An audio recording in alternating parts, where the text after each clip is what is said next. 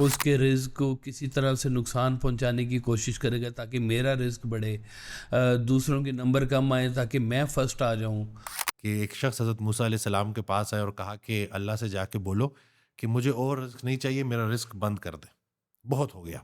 वहाँ पे रौनक मेले लगे हुए हैं, हजरत दाता गंज बख्श का मज़ार है, कोई पूरे लाहौर में भूखा कहीं बैठा हो वो उधर खाना खाने ज़रूर चला जाएगा। तो मेरा अभी तक ना बड़े कम लोग हैं, बड़े कम नाम है जिनको मैं कह सकूँ कि जिनके साथ बैठ के ना मज़ा आया। उसी से ताल्लुक़ में सारी बहारें हैं बस, और कोई ज़िंदगी में बहुत बड़ी कामयाबी नहीं चाहिए।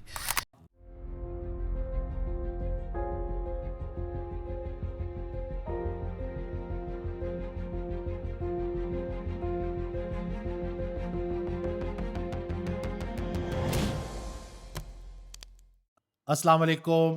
पॉडकास्ट की नई एपिसोड के साथ आपकी खिदमत में एक दफ़ा फिर हाजिर हैं और मैं एक दफ़ा फिर मौजूद हूँ अपनी फेवरेट पर्सनैलिटी साहिबज़ादा काशिफ महमूद साहब के साथ। अस्सलाम वालेकुम। वालेकुम अस्सलाम। कैसे हैं आप? ठीक है? ठीक ठाक हैं डॉक्टर साहब। अल्हम्दुलिल्लाह, अल्लाह का एहसान है, मालिक का करम है। फासले करीब नहीं हो रहे, अब पता नहीं क्या चक्कर है, हो जाएंगे इंशाल्लाह ताला ये भी। इंशाल्लाह जी, इंशाल्लाह। लेकिन अभी इंशाल्लाह। फ़िलहाल के लिए आप लाहौर से, हम रावलपिंडी से ये भी ये ठीक है, वीडियोस ये भी बनाते ठीक है। रहेंगे इंशाल्लाह। सिलसिला नहीं इंशाल्लाह। टूटना चाहिए जी, अल्हम्दुलिल्लाह। अल्हम्दुलिल्लाह अल्हम्दुलिल्लाह, बस ये भी बस टॉपिक्स कवर हो रहे हैं। सरकार फरमाते हैं ना कि इस्तकामत ही करामत है, सुभान अल्लाह। कि वह जो चीज़ आपको एक कंसिस्टेंसी से मिल जाए ना तो ये भी को अल्लाह की मेहरबानी होती है ख़ास। बेशक, मैं एक रिसर्च पढ़ रहा था, अभी लेटेस्ट रिसर्च है ना, कि इंसानों में जो खूबी सबसे ज़्यादा होनी चाहिए जो कि सबसे कम होती है, जी। वो है इस्तिकामत। हम्म।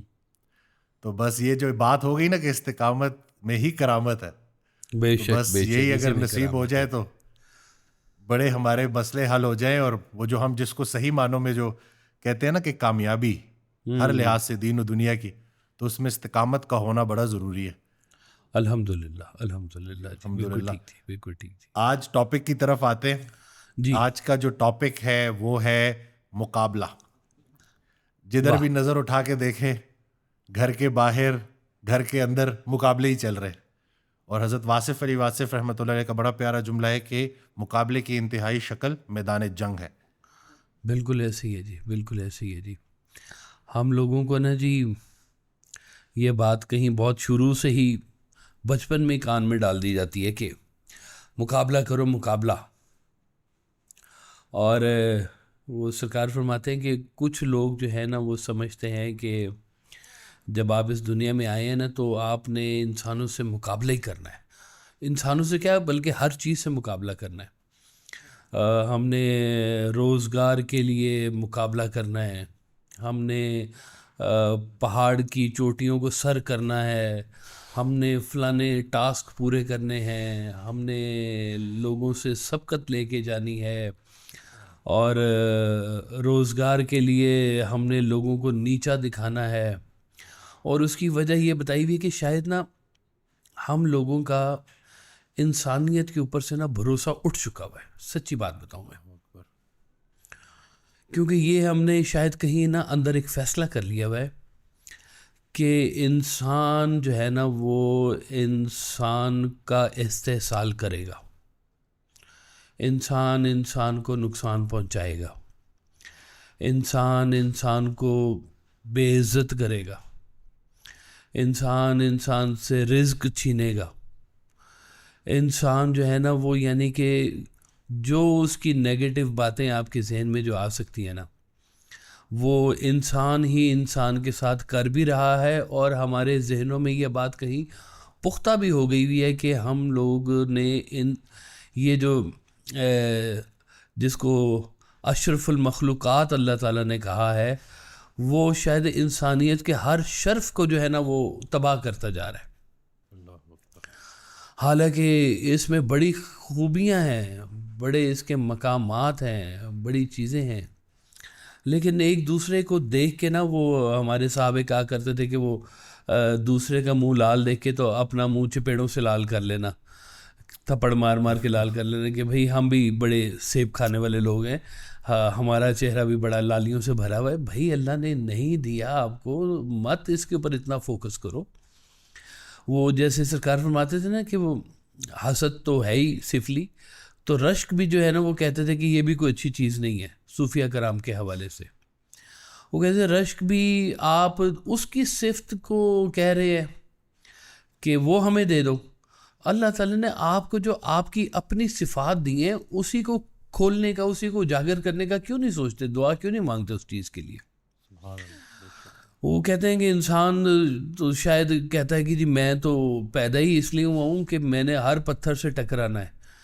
और वो एक शेर भी है बड़ा मशहूर कि मेरी हिम्मत देखिए, मेरा कलेजा देखिए, एक शीशा हूँ कि हर पत्थर से टकराता हूँ मैं।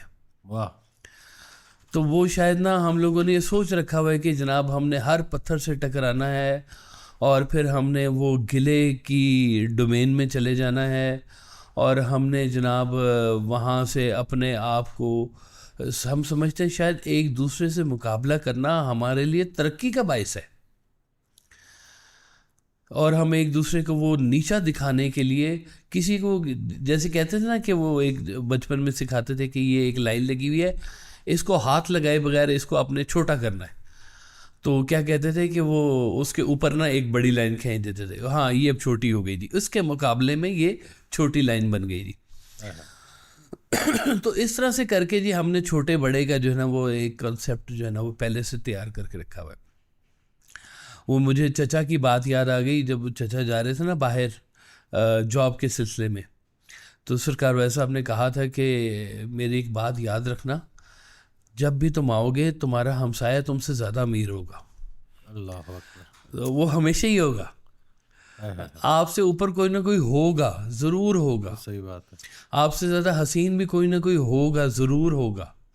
आपकी जो सिफ्त आपके अंदर नुमाया है ना, अगर उसका आप कंपैरिजन ढूंढने निकलेंगे तो उससे बेहतर सिफ्त किसी न किसी में मौजूद होगी। अब ये अल्लाह की बांट है, आप इसके ऊपर अगर बहुत ज़्यादा शिकवे शिकायत में चलते जाएंगे तो वाकई आप एक मैदान जंग की तरफ चलते जाएंगे। आपने कहा कि वो जब तक कव्वे और मोर का नसीब बराबर नहीं ना हो जाता तब तक तो ये चलता रहेगा मामला। तो कैसे बराबर होगा? कव्वे का नसीब कव्वे के साथ है, वो मोर बनने की कोशिश करेगा तो मोर नहीं वो बन सकता, बल्कि नो मोर हो जाएगा, वो मोर नहीं बनेगा वो। वाह, नो मोर हो जाएगा। वाह, नो मोर हो जाएगा। वाह। तो अब मालिक के काम है, वो कहते हैं कि मोर बड़ा खुश होता है जब वो अपने पंख फैलाता है और देखता है कि मेरे कितने खूबसूरत पंख हैं, मेरे कितने खूबसूरत पर हैं, कितने रंग हैं इसके ऊपर। लेकिन वो जब अपने पाँव को देखता है तो फिर वो रोना शुरू कर देता है कि अल्लाह इतने खूबसूरत तूने मुझे पर दिए, मेरे पाँव तूने काले दे दिए। तो ये अब मालिक की बात है, ये ख़ास उसका अंदाज है कि आप मालिक की बांट के ऊपर राज़ी नहीं हो रहे। बल्कि ना सरकार वह सब कहा करते थे कि गौर करो, ये जितने भी मुकाबले की जो फ़िज़ा बनी हुई है पूरे माशरे के अंदर, इस मुकाबले की फ़िज़ा में इंसान से दूर होता जा रहा है असल में। सही बात है, बिल्कुल सही। क्योंकि हमने मुकाबले के लिए दूसरे इंसान को मुंतखब कर लिया। अब जिससे हम मुकाबला करें उसके करीब नहीं आ सकते, हम उसे किसी न किसी तरह से सबकत लेके जाना चाह रहे हैं और करते करते करते मुकाबला जीते जीते जीते पता चलता है कि इंसान को नहीं रह गया, चीज़ें रह गई हैं, अशिया रह गई हैं, इंसान किधर गया। अच्छा, जब वो पहुंचता है ना वहाँ पर कि जी मैं कामयाबियों के सफ़र में पहुंच गया हूँ, बड़ा ऊपर पहुंच गया हूँ और मेरे पास ये लैंड क्रूज़र आ गई है, 4 कनाल की कोठी आ गई है, ये आ गई है, वो भी। अब वो फिर ढूंढता है वो इंसान की तरह जो मेरे साथ इस चीज़ को प्रेज़ करे। वो है कोई नहीं है जी। तो वो किसने बड़ी मज़ेदार बात सुनाई थी कि जी वो बंदा गया शादी में, उसने कहा जी मेरा दिल कहता है मैं अपनी V8 ला के ना तो शादी के अंदर खड़ी कर दूँ, लोगों को पता चले मेरे पास V8 है? तो वो कि जी मेरी कुछ तारीफ़ करने वाला मौजूद नहीं है। तो तारीफ़ जो है ना जी वो दिल से निकलती है किसी के लिए, बाकी तो तारीफ़ तो नहीं ना होती, बाकी क्या होता है वो खुशामद होती है। इसके भी 2 पहलू हैं ना कि खुशामद है एक और एक है तारीफ़। खुशामद ही, बिल्कुल। हाँ, तो खुशामद वो सरकार ने बड़ी अच्छी इसकी डेफिनेशन बताई हुई है कि खुशामद तो वो होती है कि बोलने वाले को पता हो कि मैं झूठ बोल रहा हूँ, सुनने वाले को पता हो ये सच बोल रहा है, तो ये हो जाती है खुशामद। और जो तारीफ़ है, तारीफ़ आपके पीछे होती है, आपके पसे पुश्त होती है, वो आपकी गैर मौजूदगी में होती है कि हाँ यार ये बड़े अच्छे साहब हैं, इनका बड़ा अच्छा किरदार है। यूँ समझ लें कि दो दुनिया है, आप अपना फोकस देख लें, दो दुनिया। एक दुनिया है जिस्मों की दुनिया और एक दुनिया है रूह की दुनिया। ठीक जी। अब जिस्मों की दुनिया की लवाजमात बिल्कुल और तरह से है। वो उन लवाजमात में ये चीज़ें डिमांड करेगा, वो इंसानों को लेग पुलिंग करेगा, नीचे खींचेगा, उसके रिस्क को किसी तरह से नुकसान पहुंचाने की कोशिश करेगा ताकि मेरा रिस्क बढ़े, दूसरों के नंबर कम आए ताकि मैं फर्स्ट आ जाऊं, और दूसरों के मुकाबले में मेरा घर बहुत अच्छा घर बन जाए, दूसरों के मुकाबले में मेरी ज़्यादा शोहरत हो जाए। और वो किसी ना वो बच्ची ने एक बनाया हुआ था कि जी वो मेरे ना हुए जब 80,000 सब्सक्राइबर हुए जी यूट्यूब के ऊपर, है जी 80,000। तो उसने कहा जी मैं बहुत खुश हुई कि मेरे 80,000 मेरे सब्सक्राइबर आ गए। तो कहते हैं जी वो ना साथ ही एक खातून खड़ी थी, उसने कहा मेरे 800 सब्सक्राइबर्स हैं। उन्होंने कहा जी मेरी 80,000 की खुशी तो तबाही हो गई ना कि 800 के वाली जो है ये तो मेरे साथ ही बैठी हुई है। तो वो जो छोटी छोटी खुशियाँ हैं ना, मुकाबला ना इन खुशियों को खा जाता है, क्योंकि आपके सामने जब आप एक मंजिल पे पहुंचते हैं तो फिर पता चलता है कि वो दुनिया तो बहुत आगे चली गई हुई है। अब यहाँ से हमने 1 मिलियन पे जाना है, 1 मिलियन वाले कहते हैं 10 मिलियन पे जाना है। तो एक रेस सी लगी हुई है और उस रेस को अबूर करने के लिए हम लोग दुनिया की हर खुशी, हर राहत, हर एहसास को सेक्रीफाइस करते जा रहे हैं। ये जो एहसास है ना जी, ये एहसास मुकाबले में, एहसास को सबसे बड़ी शिकस्त होती है मुकाबले की दुनिया में, कि आपका जो एहसास है ना वो मुनज़िम होना शुरू होता है, गिरना शुरू हो जाता है, टूटना शुरू हो जाता है, क्योंकि उसके लिए आपको मुकाबले के लिए थोड़ा सा ज़रा पत्थर दिल होना पड़ता है। क्योंकि आप जब तक पत्थर दिल नहीं ना होंगे तब तक आपको वो वाला अगली मंजिल वो मिलेगी नहीं, क्योंकि आपका टारगेट है वो मंजिल, और उस मंजिल का नाम हो सकता है पैसा हो, उस मंजिल का नाम शोहरत हो, उस मंजिल का नाम ओहदा हो, कोई बड़ा घर हो, बड़ी गाड़ी हो। ये है जिस्मानी दुनिया, और इसकी दुनिया में यही कुछ ही आपको नजर आएगा जो कुछ मैं बता रहा हूँ आपको। और ये जब आप हासिल करने निकलते हैं ना तो फिर आपका एहसास जो है ना वो कहीं दबना शुरू हो जाता है, क्योंकि आपका फोकस हो रहा है। एहसास वाले लोग जो हैं जी वो उनका तो ये फोकस हो ही नहीं सकता, उनको तो हर जगह पे नज़र आएगी बात कि कहाँ पे किसकी मदद करनी है, किसके साथ कैसा बात करना है। ये इंसान है, अल्लाह ताला ने इसको भी क्रिएट किया हुआ है, वो भी होगा किसी का नूर नज़र जो खटकता है खार आंखों में, है जी। तो ये इंसान है। सरकार फरमाते थे कि वो जब से सुना है यार लिबास बशर में है, अब आदमी कुछ और ही अपनी नज़र में है। अब ये हैं बातें रूह की दुनिया की। रूह की दुनिया के लोग जो है ना ये जिस्म की दुनिया की रेस के साथ नहीं चल सकते, क्योंकि अगर इसकी एक वजह है, बहुत ख़ास है इसकी एक वजह है।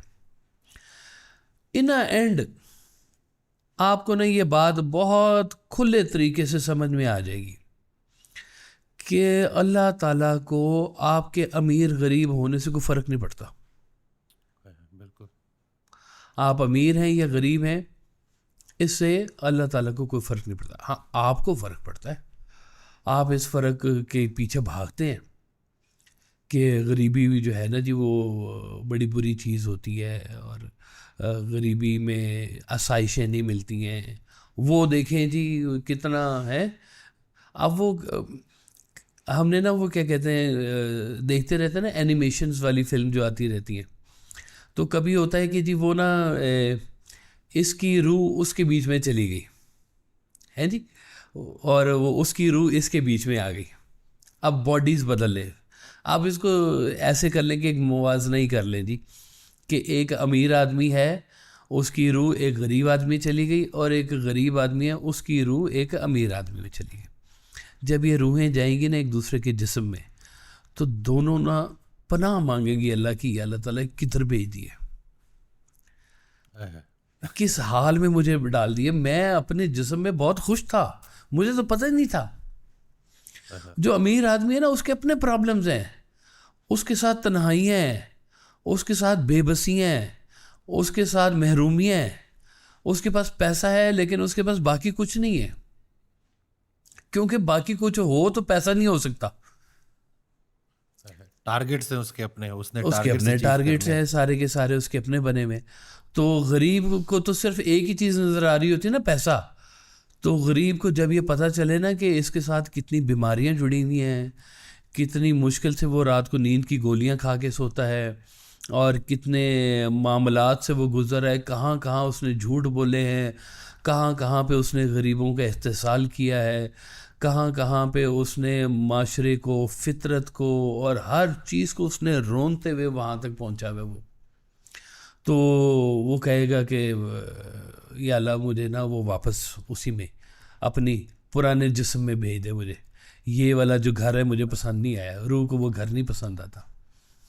तो जब तक ये आपको इदराक ना हो कि हर इंसान को अल्लाह ताला ने अपनी डोमेन में, अपनी जगह पर, अपनी खूबसूरती के साथ पैदा फरमाया। सरकार वैसे आपको फिक्र नहीं है कि खुश नसीब इंसान वो है जो अपने नसीब पर खुश रहे। अब ये जो नसीब पे खुश रहने वाले लोग हैं ना, ये रूह की दुनिया के लोग हैं। जो अमीर दुनिया, जो जिस्म वाली दुनिया के लोग हैं ना, वो कहते हैं इन लोगों को कि आप लोग हैं लूज़र्स, आप लोगों ने ज़िंदगी में पैसे को फ़ौक़ियत नहीं दी है, इतने पैसे कमा सकते थे, आपने क्यों नहीं कमाए हैं। वो कहते हैं हमने पैसे नहीं कमाए हैं तो हमने अल्लाह का कुर्ब कमा लिया। ये कितनी बड़ी दौलत होती है कि ये पैसे वाले को समझ नहीं आ सकती। इसके अंदर कितनी राहत होती है ये पैसे वाला समझ नहीं सकता। इसके बीच में अल्लाह ताला आपसे कितना खुश हो रहा होता है, ये बात जिस्म की दुनिया के वालों को समझ भी नहीं आ सकती उनके वो, क्योंकि एक और मुकाबले में पड़े हुए हैं। और जो ये लोग हैं, जो रूह की दुनिया के लोग हैं, ये तस्कीन को देखते हैं, अल्लाह के कुर्ब की राहत को देखते हैं। वो कहते हैं कि मालिक तूने मुझे ऐसा बनाया, तेरा शुक्रिया। वो कहते हैं एक दफ़ा ना वो हज़रत मूसा अलैहिस्सलाम का मुकालमा अल्लाह ताला से हो रहा था। तो उन्होंने कहा या अल्लाह ताला ये तूने छिपकली क्यों बनाई है। तो रब ताला ने कहा कि वो अभी छिपकली पूछ रही थी कि तूने मूसा क्यों बनाया है। तो दोनों का मसरफ़ अलग अलग है।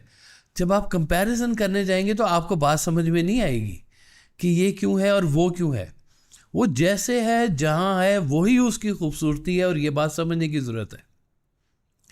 आप मैं नहीं हो सकते, मैं आप नहीं हो सकता, आप में खूबसूरत है, मैं में खूबसूरत हूँ। यही अल्लाह ताला की बाँट है, यही अल्लाह ताला का करम है कि उसने मुझे ऐसा बनाया चूँकि उसने तुम्हें वैसा बनाया।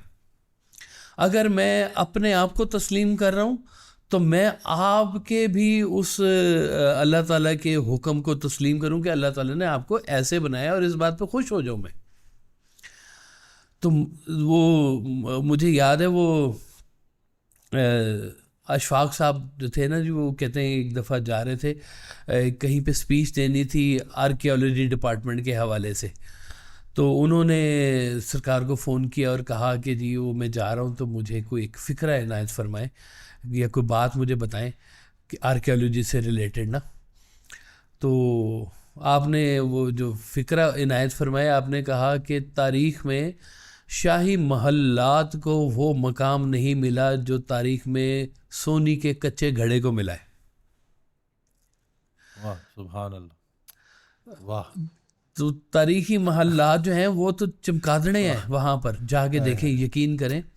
अभी आज किसी चले जाए ना जी, वो फलाने का ये जनाब दरबार हुआ करता था, आन जहानी है जी, और लाफानी है, पानी के पानी, पानी के पानी। उधर कोई बंदा नहीं बैठा हुआ, उधर उनकी कब्रें बनी हुई हैं, उनको कोई पूछने के लिए नहीं जा रहा।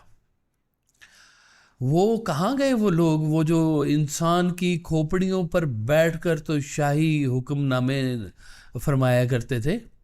हलाकू खान कितनी कामयाबी ली, कितना मुकाबला किया, कितनी दुनिया से जीते, कितने सर कलम किए, और वो पता चला कि सिवाय दिलों में नफरत का बीज बोने के उन्होंने कुछ हासिल नहीं किया। और वो लोग कमाल लोग कि जिन्होंने दिल की दुनिया फतह की, जिनके नाम रहती दुनिया तक रहेंगे। मुझे नहीं याद कि सिकंदर आज़म पता नहीं कहाँ पे फौत हुआ और कहाँ पे उसकी कब्र है और उसकी कब्र पे कौन जाता है और क्यों जाता है। लेकिन उसके मुकाबले में अगर आप कहें कि हज़रत ख्वाजा मोइनुद्दीन चिश्ती हैं, बल्कि वो उनको कहते हैं कि उनके मज़ार रोशन हैं, वहाँ पे रौनक मेले लगे हुए हैं, हज़रत दाता गंज बख्श का मज़ार है, कोई पूरे लाहौर में भूखा कहीं बैठा हो वो उधर खाना खाने ज़रूर चला जाएगा। खैर ही बट रही है उनके आस-पास, भी मिल रही है और अल्लाह का जिक्र भी मिल रहा है, अल्लाह का जिक्र भी मिल रहा है जी वहाँ से। तो जिन लोगों ने सिर्फ मुकाबले को अपने ज़िंदगी का मतमय नज़र बनाया ना जी, उनके अंजाम भी देख लें कि वो कहाँ पे ज़िंदगी में खड़े हुए हैं, उन लोगों ने क्या हासिल क्या किया वहाँ पर। इसलिए कि वो सिर्फ एक ही थी उनकी तमन्ना। सिकंदर आज़म की क्या थी मुकाबला, कि मैंने दुनिया को फतह करना। वो बुज़ुर्ग कहते हैं कि वो दुनिया फतह करने नहीं निकला था, किसी परदेश में अपनी कब्र ढूंढने निकला था।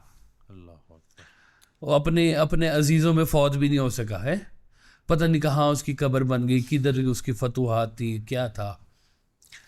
सिवाय इसके कि वो एक अलेक्जेंडर है, इसके अलावा कोई उसके कोई जानने वाला नहीं है, उसको कोई मानने वाला नहीं है। जानने वाले हो सकते, मानने वाला नहीं है, उसके कोई पैरामीटर्स पे चलने वाला नहीं है, क्योंकि उसने सिर्फ इस फितरत से मुकाबला किया। हलाकू खान ने सिर्फ फितरत से मुकाबला किया, उसने सिर्फ जंगें की, और जंग करते करते वो जनाब पता चला कि सिवाय एक नफ़रत ज़दा इंसान के तारीख़ में उसका कोई मकाम ही नहीं है। क्या निकला उसके लिए? कुछ भी नहीं निकला। और कमाल वो लोग जिन्होंने अपनी एहसास की दुनिया के साथ जो लोग चले और उन्होंने लोगों के दिल फतह किए एहसास के साथ। अपने दौर के अंदर उन्होंने दिलों पर हुक्मरानी की, बल्कि अपने जाने के बाद भी लोगों के दिलों पर हुक्मरानी करते हैं, ज़्यादा हुक्मरानी कर रहे हैं, ज़्यादा हुक्मरानी करते हैं। बिल्कुल ठीक बात है। तो और अपनी ख्वाहिशात को फतह किया उन्होंने अपनी ख्वाहिशात को, उन्होंने वो फतह करने की ख्वाहिश को ही फतह कर लिया। वाह वाह वाह, सुभान अल्लाह। दुनिया फतह करने की ख्वाहिश को ही फतह कर लिया। हाँ, ख्वाहिश को ही फतह कर लिया। तो ये फतह करने वाले बड़े लोग हैं। आप मुकाबला ना करें इस इंसानों की दुनिया में एक दूसरे से। देखें, 3 चीज़ें तो अल्लाह ताला ने फिक्स कर दी है, और इसका ताल्लुक़ आपके अकीदे के साथ है। अगर आपका अकीदा पक्का है ना जी, पक्का, तो समझें आपके 99% मुकाबला ज़िंदगी से निकल गया। कितना जी? 1% में छोड़ रहा हूँ सिर्फ हिफ्ज़ मातकद्दम के तहत। 99% आपकी ज़िंदगी से मुकाबला निकल जाएगा, एक दूसरे से कंपैरिजन निकल जाएगा, एक दूसरे को शिकस्त देना, एक दूसरे से बर्तरी लेके जाना, एक दूसरे के ऊपर हावी होना, आपका ना इन चीज़ों से रुझान ही हट जाएगा। और ये यहाँ पे आपका खड़ा हुआ है अकीदा। अकीदा क्या है? जिसका ताल्लुक आपकी सोल के साथ है, जिसका ताल्लुक आपके रब के साथ है। ये है वो जगह। और वो क्या अकीदा है? सबसे पहला अकीदा, नंबर 1, कि ज़िंदगी मौत अल्लाह के हाथ में। पक्का अकीदा।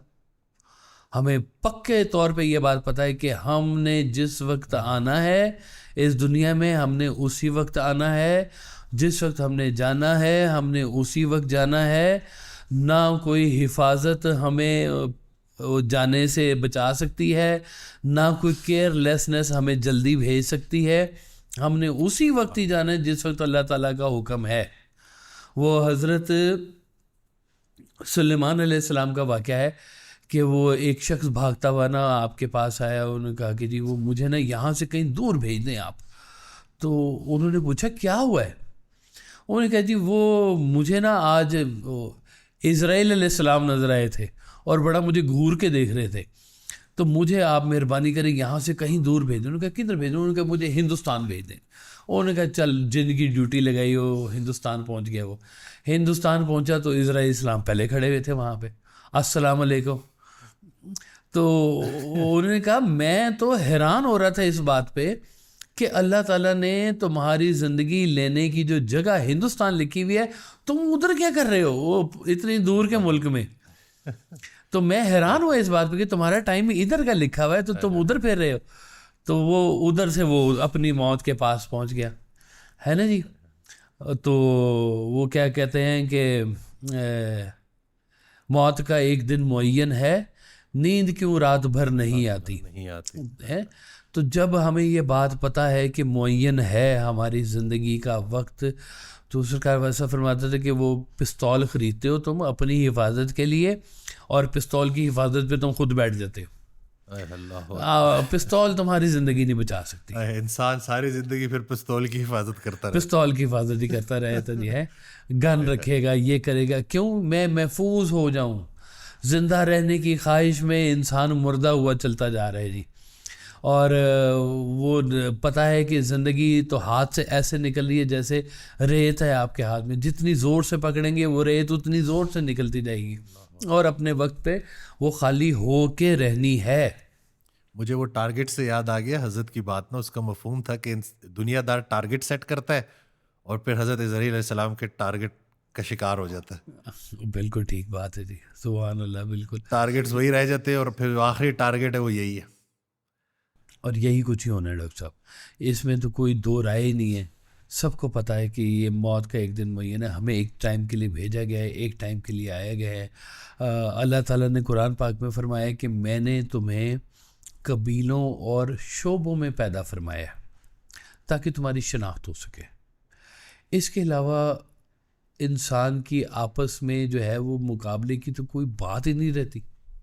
उसको उस कबीले में पैदा फरमा दिया, मुझे इस कबीले में पैदा फरमा दिया, उसको वो शोबा दे दिया, मुझे ये शोबा दे दिया। क्या कंपैरिजन करना है आपस में? हमने क्या निकलेगा कंपैरिजन से? आखिर में सवालात तो वही रहेंगे ना जो आखिर में सवालात वही रहेंगे, बिल्कुल। देख लें, आखिरी बात तो फिर वही रहेगी।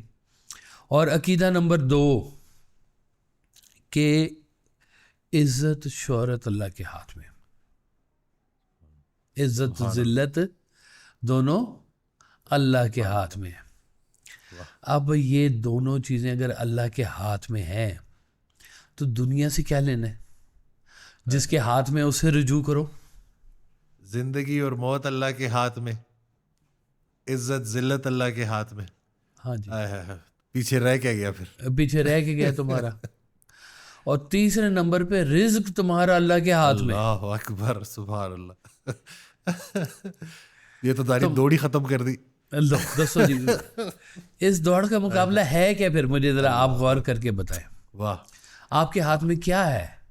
ना आप अपनी ज़िंदगी एक लम्हा बढ़ा सकते हैं, ना अपने आप को इज़्ज़त ज़िल्लत से बचा सकते हैं। वो मालिक है, वो चाहता है, वो कहता है मैं जिसे चाहता हूँ इज़्ज़त देता हूँ, मैं जिसे चाहता हूँ मुल्कों की हुकूमत अता फरमाता हूँ, मैं जिसे चाहता हूँ ज़िल्लत में गिरा देता हूँ।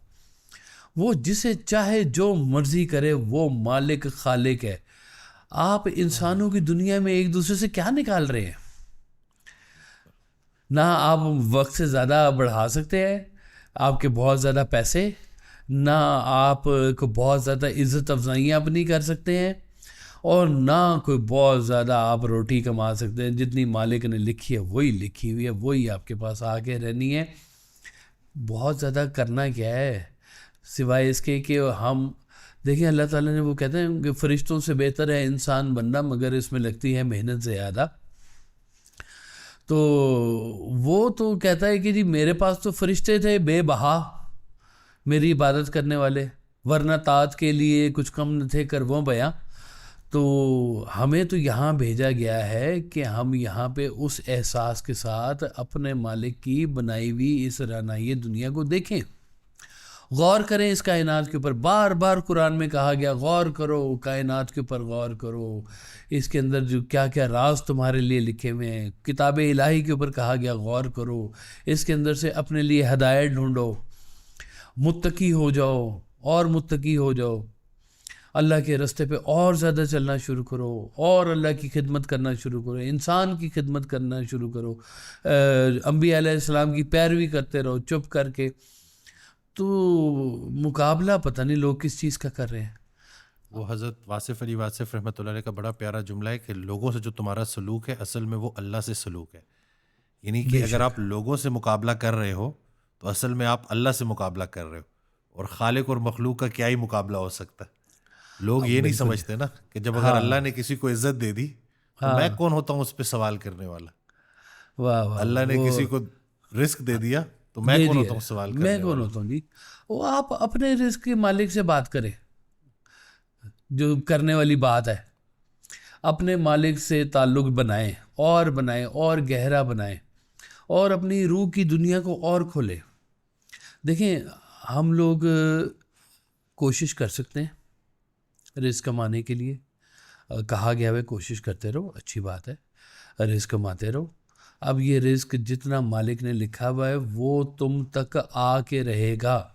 रिस्क तुम्हें ऐसे ढूंढ रहा है जैसे मौत ढूंढ रही होती है तुम्हें। वो तुम तक पहुंच के रहना है हर हाल में, इसका कोई तोड़ नहीं है। तो बहुत ज़्यादा मुशक्क़तें किस बात की तुम करते जा रहे हो, और उस मुशक्क़त करने में जो सबसे बड़ा जो प्रॉब्लम हो रहा है वो ये कि इंसानों का इंसानों से जो मुकाबला चल पड़ा है ना, इसने तो बिल्कुल ही बेड़ा गर्क कर दिया है। तो हम लोग दूसरों के देख के मामलात को, हम अपने मामलात को वैसा करने की कोशिश करते हैं। अपनी देखो, अल्लाह ताला ने आपको एक डीएनए दिया है, एक आपको रेटिना स्कैन दिया है, एक आपको फिंगरप्रिंट दिया है, आपकी यूनिकनेस है कई चीज़ों में, आप यूनिक है। हर इंसान अपनी जगह पर यूनिक है। उस यूनिकनेस को खोलने के लिए हम लोग क्या करते हैं कि पढ़ाइयाँ करें। वो पढ़ाइयाँ हमारी सिफ़ात को नहीं खोल रही हैं, वो हमें एक मशीन की तरह से बना रही हैं हमारी पढ़ाइयाँ। और वो पढ़ाइयाँ हमें ये सिखा रही हैं कि जनाब मार्केट का एनालिसिस करो, उसको गिराओ, उसको उठाओ, उसको भगाओ, ये करो, वो करो। तो ये सब प्लानिंग्स के ऊपर एक बहुत बड़ा प्लानर बैठा हुआ है, उस प्लानर के हुक्म से सब कुछ यहाँ पे हो रहा है। तो हम लोगों का काम सिर्फ यही था इतना कि हम अपनी रूह की दुनिया को आबाद करते, अपने अकीदे की इस्लाह करते और उसके बताए हुए रास्ते के ऊपर चलते। खैर ही खैर थी हमारे लिए। हम लोगों ने सिर्फ वही काम नहीं किया और बाकी सारे काम किए। हमने तो नसीब के ऊपर राज़ी होना था, तो हम नसीब से झगड़ा करने के ऊपर बैठे में। तो अल्लाह ताला ने हमें आंखें दी थी, हमने ये रानाई दुनिया देखनी थी, उससे चीज़ें ऑब्ज़र्व करनी थी। हम लोगों की आंखों में तो हिरस फंस गया, हम लोगों की आंखों में लालच फंस गया, पर्दे पड़ गए हमारी आंखों के ऊपर। क्या नज़र आएगा हमें इस कायनात के ऊपर? बाहर फूल खिलता हुआ नज़र नहीं आ रहा, तो लोगों की गाड़ियाँ सिर्फ नज़र आ रही हैं हमें। सरकार फरमाते थे कि वो आसमानों के रास्ते ढूंढने वाला वो हमसाये के अपने दिल से ना वाकिफ़ है कि उसके दिल में क्या चल रहा है। तो सैटेलाइट की दुनिया आबाद हो गई, फेसबुक की दुनिया आबाद हो गई, दिल की दुनिया तबाह हो गई, वीरान पड़ी। उसके अंदर से कुछ नहीं निकला आपकी दिल की दुनिया के अंदर से। वो एक कहानी, वो मैंने शायद पहले भी आपको सुनाई थी कि वो एक बादशाह था, जंगल की दुनिया की बात है। तो उसने कहा कि वो कछुए को बुला के लाओ, वो बड़ा सियाना है, वो हमारी ना सल्तनत के मामलात को ज़रा मशवरा अच्छा देगा, कछुआ ज़रा दाना होता है। तो वो चीते को भेज दिया कि तुम जल्दी जाओ, जल्दी उसको लेके आओ। तो चीता गया उसको लेने के लिए। तो अब वो वापसी पे चल रहे हैं, कछुआ अपनी चाल पे स्लो स्लो चल रहा है और चीते को जल्दी लगी हुई है कि भाई मैं स्पीड वाला हूँ। तो उसने कहा कछुए तुम ना बहुत स्लो चलते हो, कुछ तरीका नहीं कि तुम तेज़ चल सको। उसने कहा अच्छा। कछुए ने कहा अच्छा भाई बताओ तुम बहुत तेज़ चलते हो? उसने कहा जी मैं बहुत तेज़ चलता हूँ। उन्होंने कहा अच्छा मुझे बताओ कि ये पहाड़ की चोटी तक तुम कितनी देर में होके आ सकते हो। उसने कहा लो जी मैं अभी गया अभी वापस आया। और चीता ने दौड़ लगा दी और भागा भागा गया, पहाड़ की चोटी को टच किया और फौरन स्पीड में वापस आ गया। उसने कहा हाँ स्पीड तो तुमने बड़ी अच्छी लगाई है, अब मुझे बताओ कि रास्ते में कौन कौन से फूल खिले हुए थे, रास्ते में तुमने क्या क्या देखा, मालिक ने जो तुम्हें आंखें दी हुई इससे तुमने क्या इस्तेफादा हासिल किया। वो मैंने कुछ नहीं देखा, मैं भागी जा रहा था, मेरा काम था भागना, स्पीड छिकी हुई थी है। तो हम लोगों ने स्पीड छिकी हुई है जिसको कहते हैं ना, रेस के ऊपर हमने नहीं कर रहे, पाँव के ऊपर हमने रेस के ऊपर पाँव दब के रखा हुआ है जिसको कहते हैं। और हमें इस स्पीड में हमें नहीं नज़र आ रहा कि हमारे कुर्ब व जवार में जो इंसान अल्लाह ने कीमती राज जो पैदा फरमाया है वो इंसान कैसे गुजरा है। सरकार कहते थे कि बाज़ार की रौनकों से तो तुम गुजर ही रहे हो, ज़रा ये भी गौर करो जो बाज़ार में लोग बैठे हुए हैं वो किन किन कैफियत से गुजर रहे हैं। किसी की सुबह से सेल हुई है, किसी की सुबह से सेल नहीं हुई है, कोई घर से लड़के आया हुआ है, कोई तकलीफ़ में बैठा हुआ है, कोई राहत में बैठा हुआ है। अब ये गुजरते हुए ये कौन देखेगा। हम लोग तो देख रहे हैं कुमकुमें, लाइटें, रौनकें, लिबास सब बिक रहा है, सब कुछ चल रहा है, इंसान नहीं देख रहे बीच में से। हम तो बहस करते हैं हम चीज़ों के ऊपर, लड़ाई करते हैं हम पॉइंट्स के ऊपर। उस वक्त भाई साहब ने एक कीमती फ़िक्रा फरमाया हुआ, आप फरमाते हैं कि बहस हार जाओ दोस्त जीत लो। सुभान अल्लाह, वाह। वो मैंने ना एक सहाफ़ी बैठे हुए थे वहाँ पे ये मैंने फ़िक्रा सुना दिया। वो कहते जी कैसी बात कर दी आपने, हम लोग तो एक दूसरे के वो फ़िक्रा नीचे दिखाने के लिए इतनी मेहनत करते हैं कि हम किसी तरह से इसको नीचा दिखाएं, इसका फ़िक्रा नहीं जीतना चाहिए। तो आप कहते हैं कि फ़िक्रा हार जाओ, ये कैसे हम हार सकते हैं। तो दोस्त बनाने वाली दुनिया और दुनिया है। ये दोस्त बनाने वाले असल में खुद ही अल्लाह के दोस्त होते हैं ना जी, इनको दोस्तियाँ बनाने का शौक़ होता है। वो इंसानों को भी अपना दोस्त बनाते हैं, वो फितरत को अपना दोस्त बनाते हैं, वो फूलों को अपना दोस्त बनाते हैं। आपके इर्द गिर्द बाग बगीचे, जानदार चीज़ें, हशरात, आपके परिंदे, आबो माही, सारे वो उसके सब दोस्त हैं। वो सबसे गुफ्तगू करता है, सबके हालात को वो जान रहा होता है, सबके साथ एक कनेक्टिविटी बनाता है। इतने मुकाबले में कौन बनाएगा कनेक्टिविटी।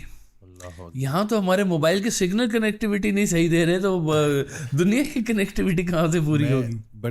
बड़े अफसोस के साथ में, क्योंकि हम तो जो है सरकार को हज़रत वासिफ़ अली वासिफ़ रहमतुल्लाह की ऑडियो सुनते हैं और जो बात थोड़ी बहुत समझ लग रही होती है उसको आगे तक लोगों तक पहुँचा रहे हैं।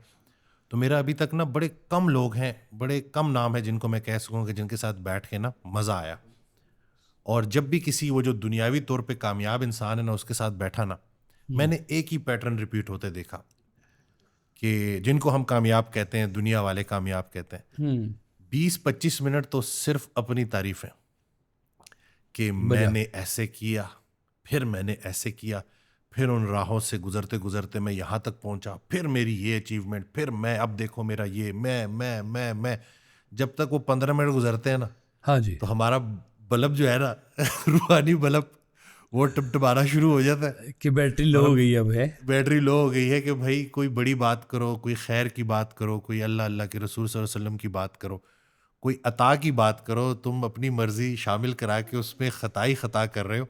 लेकिन बड़ा अनफॉर्चुनेट है जी। और फिर ऐसा इंसान जब भी किसी के साथ मिलेगा तो उसको छोटा ही समझेगा, ये इस डर से कि कहीं ये दूसरा डॉक्टर मेरे सामने मुंह ना खोल दे और ये मुझसे बड़ा ना हो जाए।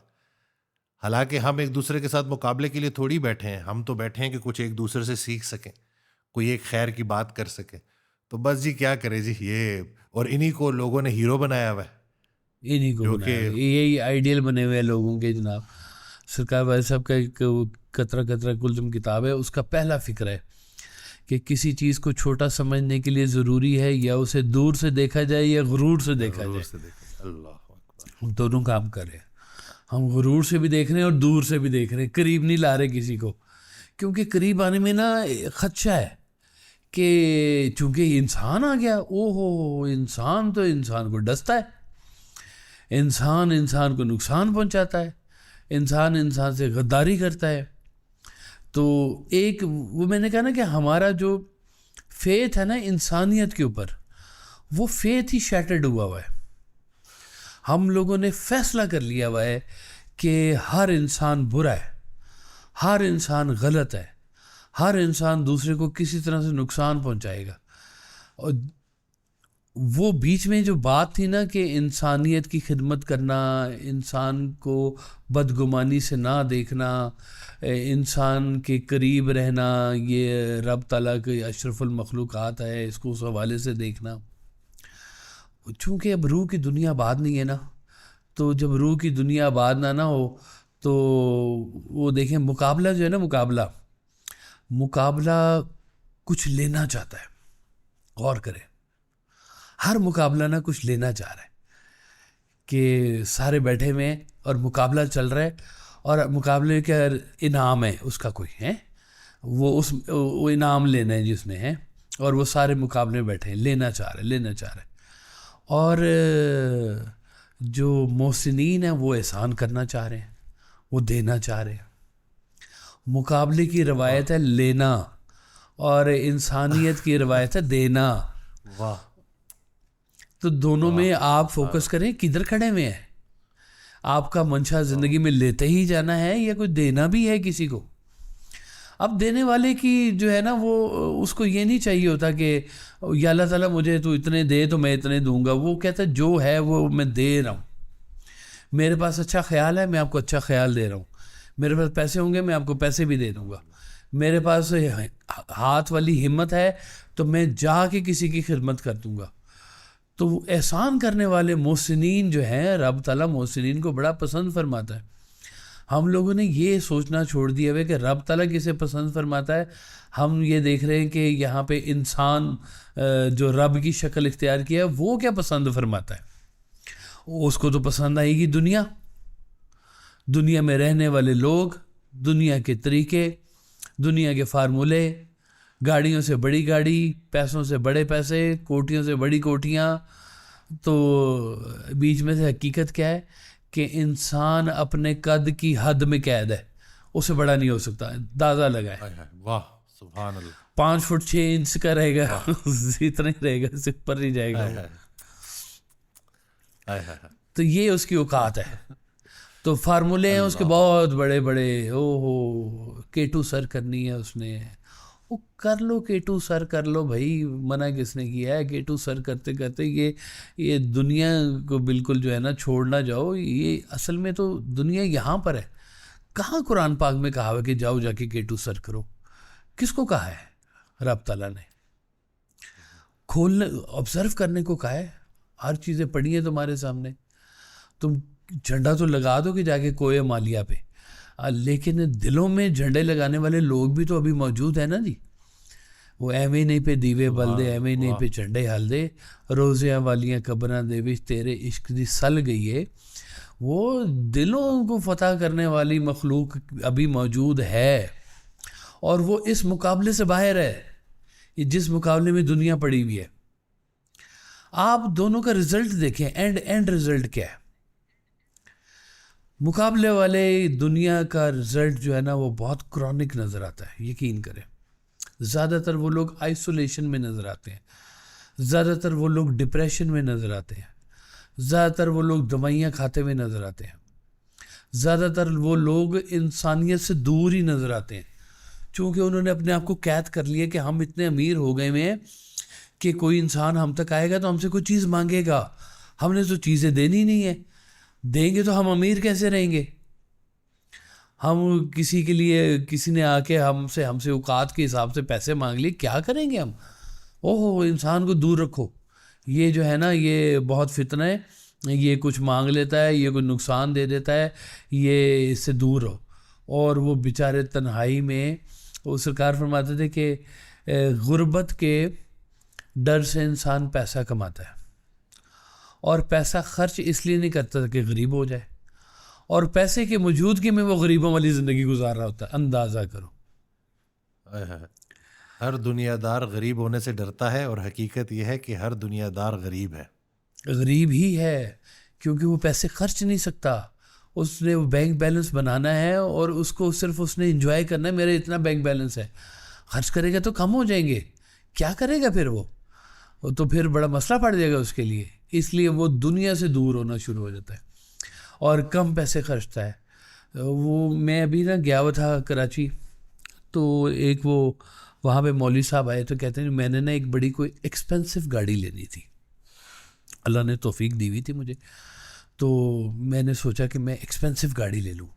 लेकिन मुझे साथ में ये डर भी लग रहा था कि कहीं ना इसराफ में ना आ जाए ये बात कि मैंने बड़ी गाड़ी ले ली है।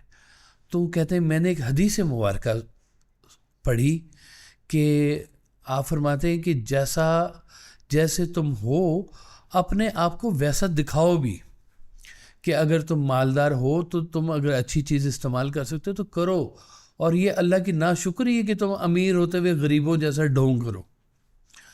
आप देखें ज़्यादातर जो असल अमीर लोग हैं ना, उनकी ज़ुबान पर क्या शिकवे होते हैं, ओहो 5 करोड़ का नुकसान हो गया, ओहो मेरा तो ये हो गया है, मैं तो बड़े मेरे पैसे फंसे हुए हैं। और क्यों? कोई पैसे ना मांग ले, इसलिए वो अमीर होने के बावजूद गुर्बत का लिबादा ओढ़ लेते हैं अपने ऊपर और वो गरीब बन जाते हैं। तो अल्लाह ना करे कि वो गरीब ही बन जाए फिर वो, तो फिर क्या बनेगा उनका है। गरीब सौखा है, जो मीडियोकर्स जिसको कहते हैं, ये वाइट कॉलर्स जो होते हैं, बड़े अच्छे लोग होते हैं जी, महीना आता है, तनख्वाह आती है, छोटा सा कारोबार होता है, छोटे से पैसे होते हैं, महीना पूरा हो गया, अल्लाह का शुक्र अदा किया, अगले महीने फिर देखेंगे।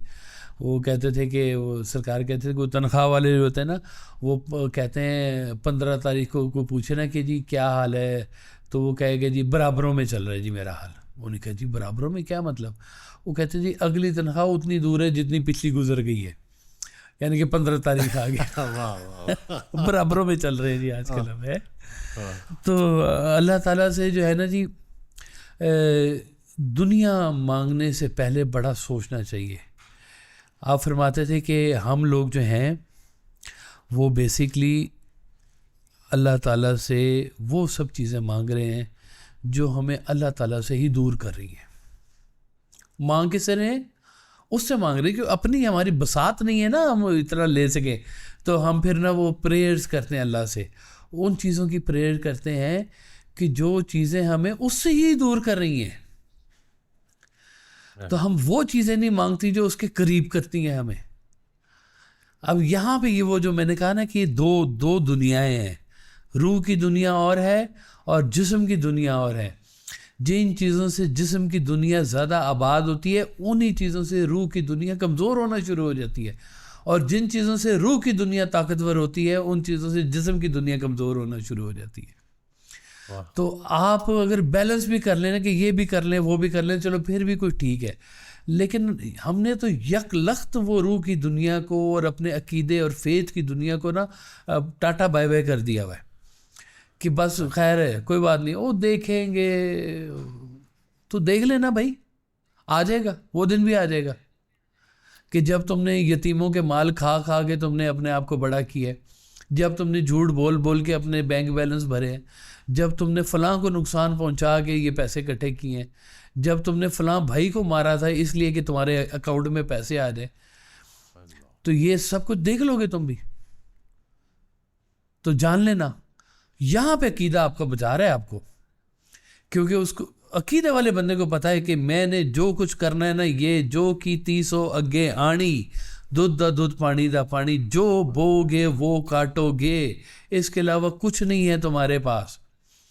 तो हम यहाँ पे ये जो दुनिया की खेती है, इसको बहुत ही तवज्जो के साथ, छोटा सा टाइम है आपके पास, 60-70 साल की ज़िंदगी है, 15-20 साल शुरू में लड़कपन में गुजर जाते, समझ नहीं आती ज़िंदगी जानी किधर है, पढ़ाइयों में फंसे हुए, ये फंसे हुए, और वहाँ पे हम एक वो उसकी अप्रोच बना रहे हैं, मुकाबला करो, फर्स्ट आओ, ये करो वो। ठीक है, अपनी एबिलिटीज़ को खोलें, मुकाबले से नहीं, अपनी ज़ात का सफ़र करें, मुकाबले से नहीं, अपनी आइडेंटिफिकेशन को खोलें, किसी के साथ जोड़ के नहीं। तो अपनी जो अल्लाह ताला ने आपको इस्तिताअत दी हुई है, उस इस्तिताअत को खोले, उसी के अंदर सारी बात आपकी बनी हुई है। क्यों है आप यूनिक? क्यों है आपका एक ख़ास DNA? क्यों है आपका ख़ास फिंगरप्रिंट, क्यों अल्लाह ताला ने आपको रेटिना स्कैनर लेदर से दिया हुआ है, क्यों अल्लाह ताला ने आपको यहाँ पैदा फरमाया हुआ है, इतने गरीब से लोगों के बीच में क्यों पैदा फरमाया हुआ है आपको। अपनी ज़ात का सफ़र भी करना शुरू करें। लेकिन वो हम लोगों ने बच्चों को और तरह की डोमेन में, पैसे की दौड़ में, और पकड़ लो, दौड़ लो, खा लो, पी लो, ये कर लो, वो कर लो, और बस वो वही कुछ ही समझते हैं यही दुनिया, यही कामयाबी है। तो ये कामयाबी है नहीं। कामयाब इंसान वो है जिसकी आखिरत भी कामयाब है। तो आप अपने अकीदों को अगर इस्लाह भी करें, अपने बच्चों के अकीदों की भी इस्लाह करें, आपकी ज़िंदगी से ये जो दुनियावी मुकाबले हैं ना, ये बहुत कम होने शुरू हो जाएंगे। ये मैंने बताया ना, 3 पॉइंट तो समझ ही लेना अब, बेसिक जो है। ये बच्चों को सिखा दें तो मैं कहता हूँ बेड़ा पार है। बेड़ा पार है अल्हम्दुलिल्लाह जी, कि 3 चीज़ें सिखा दें। ज़िंदगी मौत अल्लाह के हाथ में है, इज़्ज़त ज़िल्लत मालिक के हाथ में है, तुम्हारा रिज़्क मालिक के हाथ में है। तो कितनी अच्छी बात है। वो हज़रत मूसा अलैहिस्सलाम के पास एक बंदा आया ना, तो उसने कहा जी मेरा ना रिस्क बहुत कम है, इतना कम है कि मैं एक वक्त का खाना भी पेट भर नहीं खा सकता। तो आप कलीमुल्लाह हैं, अल्लाह से बातें करते हैं, मेरा मैसेज दे दीजिएगा कि या अल्लाह ताला मेरा जितना भी रिस्क है ना वो मुझे इकट्ठा दे दे, मैं एक दफ़ा पेट भर के खाना तो खा लूँ, तो मेरी हसरत पूरी हो जाए कि पेट भर खाना खाना क्या होता है। तो हज़रत मूसा अलैहिस्सलाम ने कहा कि तुम्हारी दुआ मंजूर हो गई है। उसका खाना उसे मिल गया। अब असूली तौर पे तो ये हो जाना चाहिए कि खाना मिल गया है, रिस्क ख़त्म हो गया, बंदा भी ख़त्म हो जाए। तो वो साल बाद वो उसके घर के बाहर से आप गुजरे तो देखा कि उसके घर के बाहर तो देखें पक रही हैं, लोग बैठ के खाना खा रहे हैं। उनका तेरा तो रिस्क ख़त्म हो गया था, तो ये क्या हुआ? उसने कहा जी मेरा रिस्क जितना था बाकी काफ़ी सारा इकट्ठा हो गया, मैंने पेट भर के जितना खाना खाना था मैंने खाना खा लिया, बाकी जो बचा था मैंने कहा ये तो ख़राब हो जाएगा। मैंने लोगों को बुलाया और मैंने कहा आ जाओ तुम लोग भी खाना खा लो मेरे साथ। वो कहते हैं मैंने खाना खिलाना शुरू किया, मेरा अल्लाह ताला ने रिस्क बढ़ाना शुरू कर दिया। रिस्क जो है ना वो दस्तरखान कुशादा हो जाए तो रिस्क भी बढ़ रिस्क बढ़ना शुरू हो गया जी आपका। अब ये देने से मिला ना, रखने से नहीं मिला। अगर वो अपना खाना अपने पास ही रख लेता कि सुबह भी यही खाऊंगा, दोपहर को भी यही खाऊंगा, ख़राब हो जाएगा तो भी यही खाऊंगा, और तो मिलना कोई नहीं है मुझे। तो ये फेथ जो है ना कि अल्लाह ताला सखावत वालों को पसंद फरमाता है, ये रूह की दुनिया की बातें हैं, एहसास की दुनिया की बातें हैं। देने वाले लोग और हैं, लेने वाले लोग और हैं। देने वाला मिजाज और है, लेने वाला मिजाज और है। तो अल्लाह ताला से दुआ फरमाएं कि अल्लाह ताला ये मुकाबलों से ना हमें आज़ाद फरमा और हमारी ये रूह की दुनिया को आबाद फरमा, ताकि हम तेरा ज़िक्र कर सकें। वो कहते हैं रात को आ जाए ना तूफ़ान और चिड़िया का घोंसला हो जाए तबाह, सुबह फिर वो तस्बीह और हम्द कर रही होती है अल्लाह ताला की, नए सिरे से अपना मकान बना रही होती है। वो कभी शिकायत नहीं करती कि या अल्लाह तूने मेरा घर तोड़ दिया, तो मुझे गरीब कर दिया, तो ये इतनी मेहनत से मैंने, हमारे ही तिनकों पे थी तेरी नज़र या अल्लाह ताला है, कभी नहीं कहा उसने। तो वो सुबह फिर दोबारा से नगमा सराई में वो मसरूफ़ होती है, अल्लाह का जिक्र कर रही होती है। तो ये ज़िंदगी के आफात अगर कोई आती हैं ज़िंदगी के अंदर, कभी को थोड़ी देर के लिए कोई आपके ऊपर आजमाइश आती है, तो इस आजमाइश के साथ झगड़ा मत करें, इसको भी मालिक की तरफ से अता समझें और फिर उसका शुक्र अदा करते जाएं। वो फिर अल्लाह ताला कहता है मैं इन्हें बहुत पसंद करता हूँ, ये साबर हैं, ये शाकर हैं और ये मेरे करीब हैं। तो जो सुकून जो है ना, अल्लाह ताला ने फरमाया कि मेरे कुर्ब में है। मुकाबला दूर करता अल्लाह के कुर्ब से।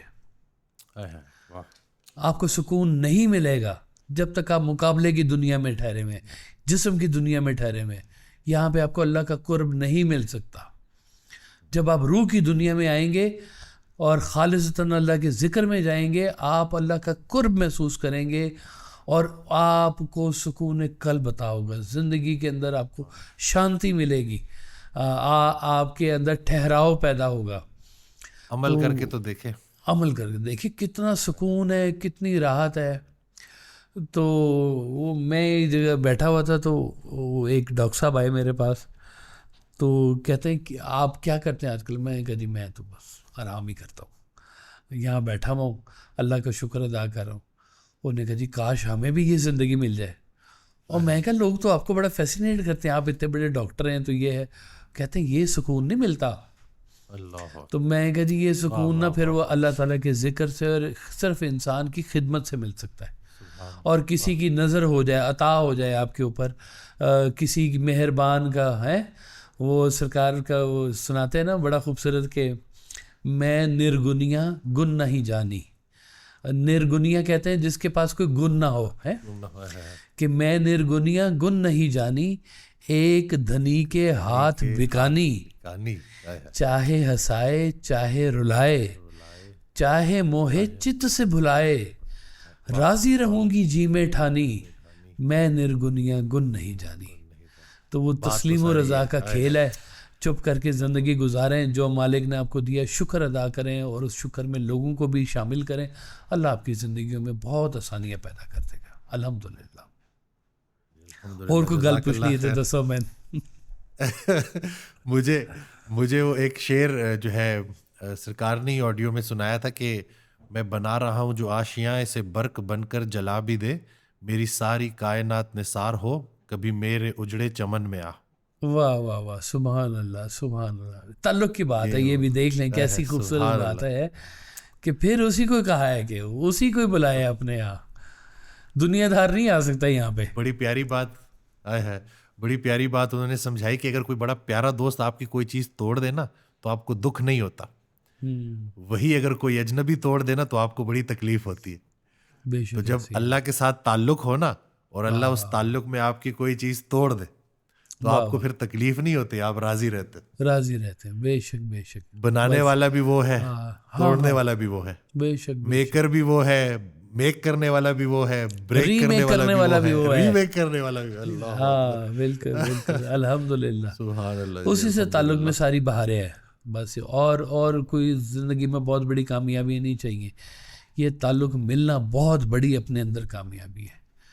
और ये बच्चों को ना ये फेथ भी दे दें, नौजवान नस्ल को ये फेथ मिल जाए ना तो बस बड़ी आसानी हो जाएगी।